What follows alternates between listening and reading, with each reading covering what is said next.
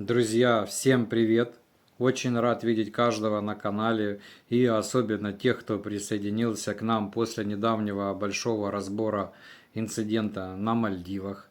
По той истории сейчас еще официальное расследование продолжается, и как только появятся какие-то весомые подробности или вновь открывшиеся детали, я обязательно запишу дополнительный ролик. Но он точно будет.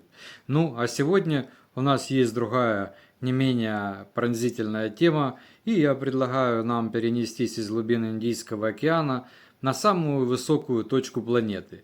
Буквально недавно на склонах Эвереста развернулась история, которая по своему накалу, как мне кажется, ничуть не уступает океанской драме. И знаете, что меня цепляет в этом во всем?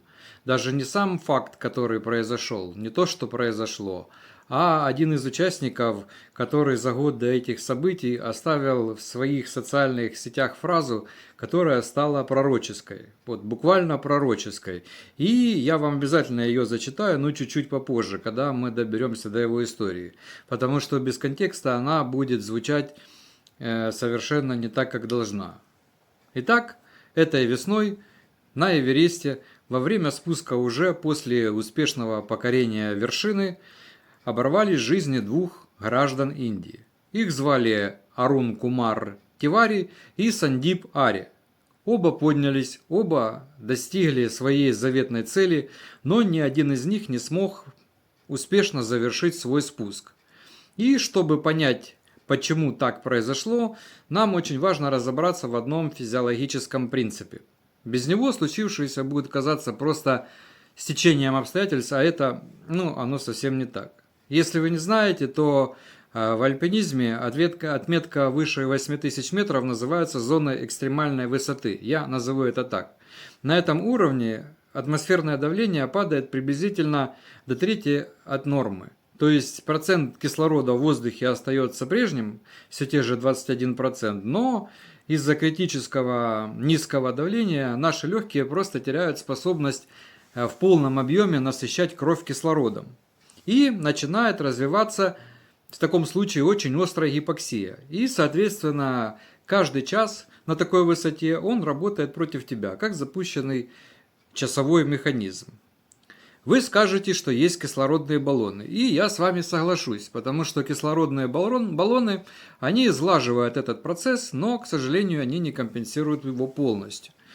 То есть выше 8000 метров организм уже функционирует в режиме необратимого расхода ресурсов, и любое движение требует дополнительных усилий. То есть подъем выжигает все запасы дотла, и когда ты наконец разворачиваешься вниз, твой внутренний аккумулятор уже на нуле.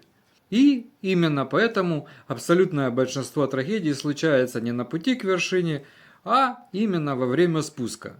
Эту мысль надо держать и помнить о ней, она объясняет все, о чем мы сейчас будем говорить.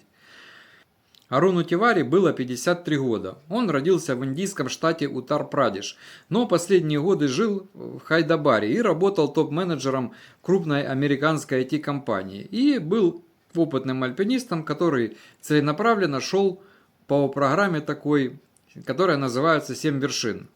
Такой неофициальный челлендж в мире альпинизма, когда вы начинаете подниматься на высшую точку каждого из 7 континентов. Своеобразный знак качества для тех, кто воспринимает горы всерьез. То есть Денали, Аконгуа, Килиманджаро, Эльбрус, все это уже было за плечами, и Эверест должен был стать следующим в списке этого человека. Причем это уже была его вторая попытка, потому что годом раньше он уже штурмовал эту гору, но тогда повернул назад примерно на высоте 7200 метров, потому что команда его выразила опасения по поводу того, что темп и физическое состояние были неудовлетворительными. И вот тогда он написал эту знаменитую фразу, о которой я говорил.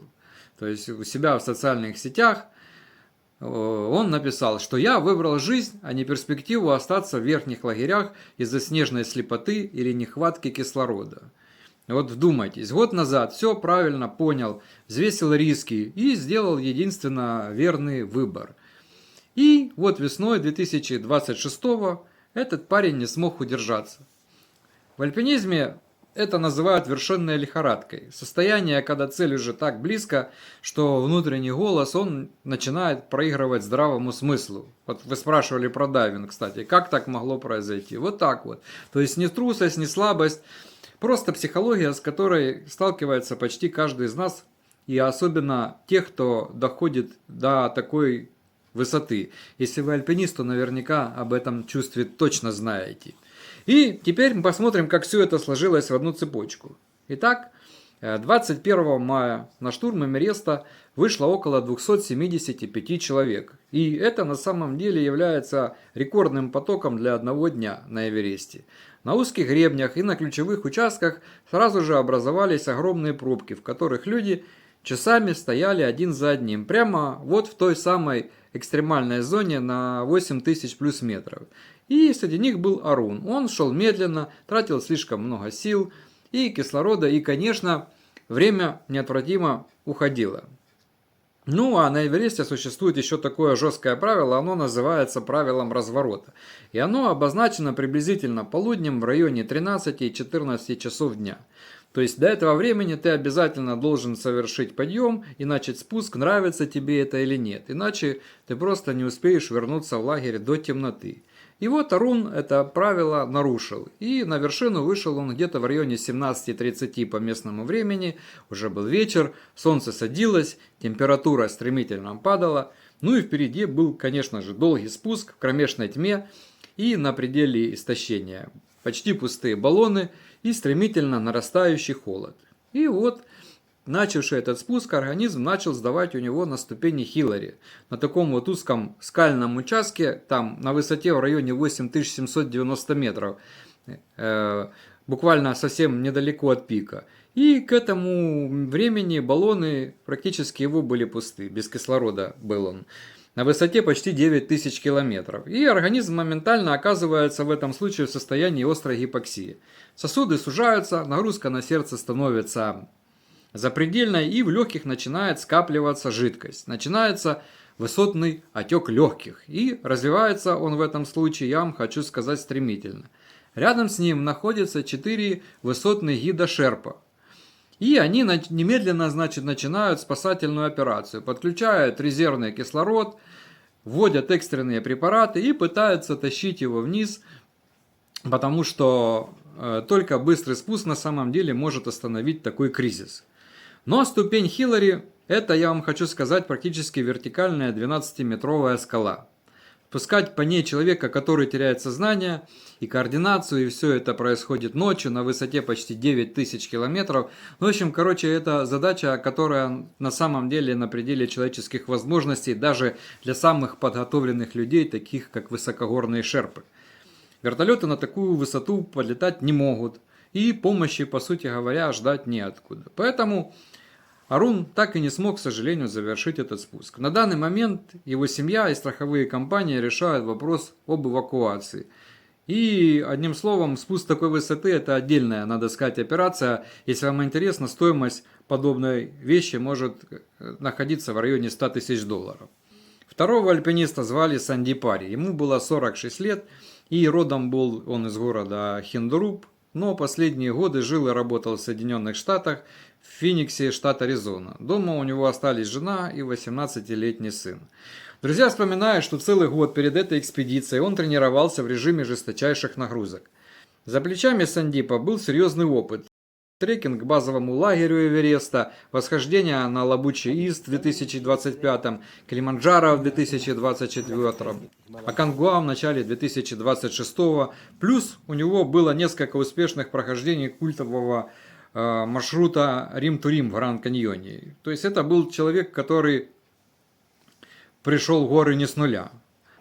Ари вышел на вершину на день раньше Аруна, это было 20 мая, 10:55 утра. И тот день тоже стал историческим, потому что за одни сутки пика достигли 274 человека. Абсолютный рекорд.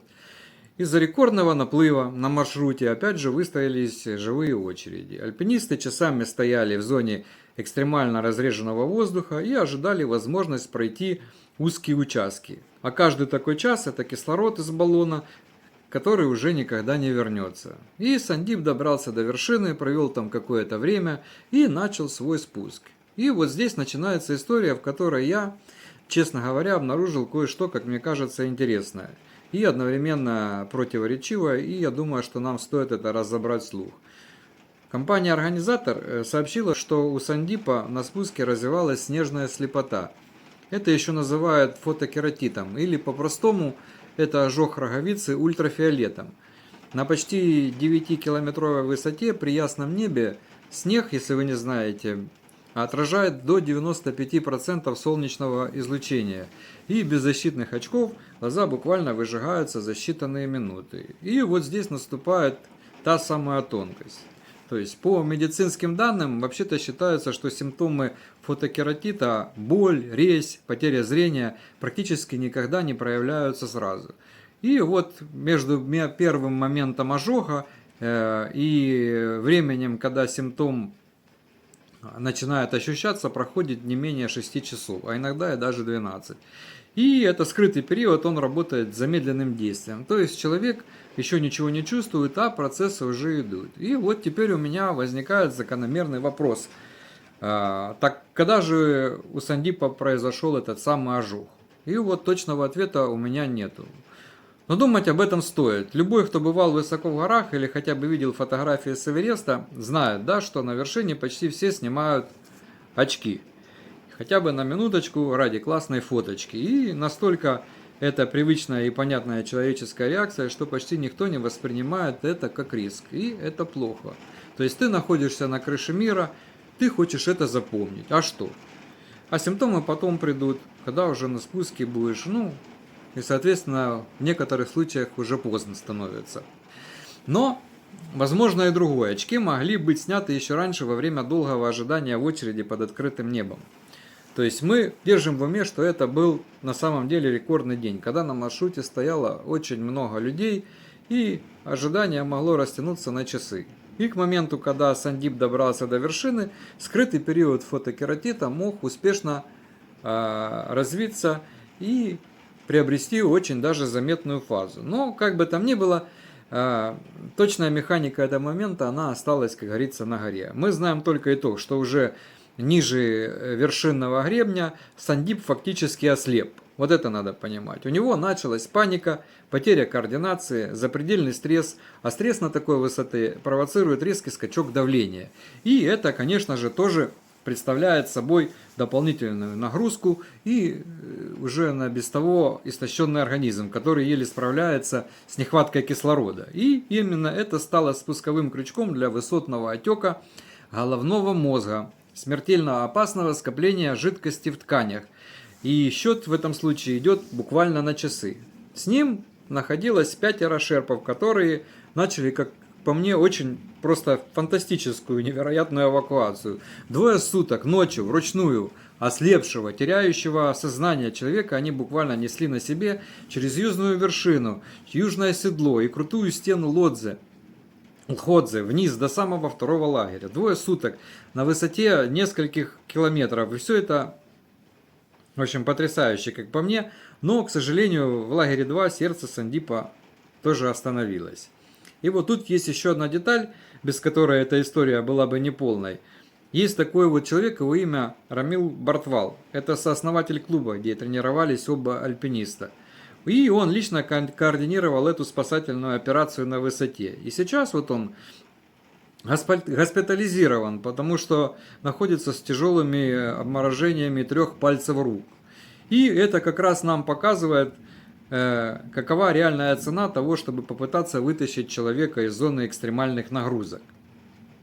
В общем, история Аруна и Сандипа – это история очень 2 разных решений, принятых в самый критический момент. Совершенно 2 разные ситуации, которые получили совершенно один и тот же итог. И все-таки, конечно же, меня больше всего не отпускает одна вещь. То есть Арун ведь, да, сам все написал. Я выбрал жизнь. Он это прожил, понял и вернулся тогда, да. А потом снова пришел и уже не смог повторить этот выбор. И вершина была взята, конечно, они оба до нее дошли, но цена этого триумфа оказалась максимальная. И это заставляет задуматься, где проходит граница между личным правом на риск и, так сказать, здравым смыслом. Кто должен охранять эту границу? Сам человек, или организатор, или государство? Пишите в комментариях. Мне действительно будет важно услышать, что вы думаете по этому поводу. Берегите себя, друзья. Всего вам доброго и до встречи в новых видео. Пока.